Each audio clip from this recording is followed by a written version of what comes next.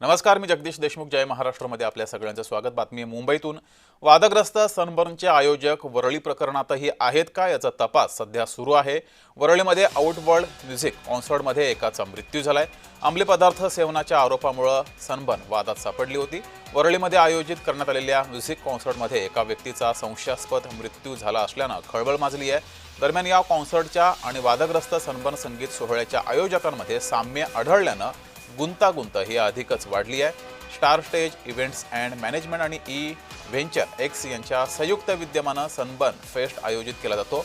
हा पाश्चिमात्य सांगीतिक कार्यक्रम यापूर्वीही वादात सापडलाय. अशा वादग्रस्त कंपनीला पुन्हा एका म्युझिक कॉन्सर्ट आयोजित करण्याची परवानगी कशी मिळाली, हा सवाल अद्याप अनुत्तरित आहे. अंमली पदार्थ याचे सेवन केल्याचे दिसून येत नाही. एडीआर याची तपास सुरू आहे.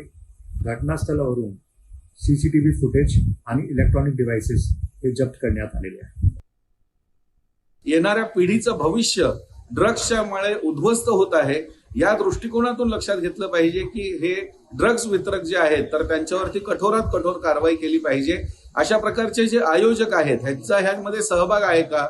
या ठिकाणच्या अशा प्रकारच्या म्युझिक कॉन्सर्टमध्ये यापूर्वी देखील पोलिसांनी सांगितलेलं आम्ही सीसीटीव्ही कॅमेरे लावू किंवा अन्य गोष्टी करू, परंतु त्या गोष्टी पुरेशा होत नसतील तर NSCI डोम असो किंवा गोरेगावचं त्या ठिकाणचं सुद्धा स्पोर्ट्स कॉम्प्लेक्स असो, अशा ठिकाणी या घटना उघडकीस येत आहेत तर तिथल्या आयोजकांवरती देखील कारवाई करायला हवी, अशी आमची हिंदू जनजागृती समितीची मागणी आहे.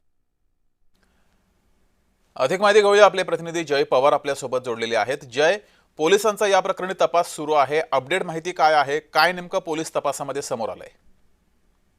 क्योंकि अभी मंगूर जीवन की निश्चितच आपण पाहिलं तर पोलिसांच्या माध्यमातून या सर्वच प्रकरणाचा तपास सुरू आहे. मात्र गोरेगाव नेस्को ड्रग्स प्रकरण हे ताजं असतानाच आता आणखीन एक जे आहे ते म्युझिक कॉन्सर्ट या ठिकाणी वरळी डोम येथे पार पडल्याचं आपल्याला पाहायला मिळते. खरं म्हणजे या संपूर्ण कॉन्सर्टला पहिली परवानगी ही दिली गेली नव्हती. मात्र वरिष्ठ पातळीवरती चर्चा झाल्यानंतर या कॉन्सर्टला सुद्धा परवानगी देण्यात आली आणि यानंतर कालच हे संपूर्ण कॉन्सर्ट या वरळी डोम या ठिकाणी पार पडला आणि या संपूर्ण कॉन्सर्टमध्ये एका तरुणाचा मृत्यू आपल्याला झाल्याचं पाहायला मिळालं आणि यामध्येच आणखीन एका तरुणीला सुद्धा त्या ठिकाणी बेशुद्ध पडले आणि त्यानंतर त्या तरुणीला सुद्धा जवळच्या रुग्णालयात दाखल करण्यात आलं आणि तिची सध्या प्रकृती स्थिर आहे. मात्र कुठेतरी या सुद्धा पार्टीला ड्रग्सचं प्रकरण लागते का असा सुद्धा त्या ठिकाणी प्रश्नचिन्ह लोकांच्या माध्यमातून उपस्थित केलं जातं आणि त्यामुळेच आता या संदर्भातला अधिक तपास हा मुंबई पोलिसांच्या माध्यमातून सुरू आहे. त्या जी महिला त्या ठिकाणी काल त्या बेशुद्ध पडली होती त्यांचा सुद्धा आज तपास हा मुंबई पोलिसांच्या माध्यमातून करण्यात येणार आहे. मात्र ज्या तरुणाचा मृत्यू झाला त्या तरुणाने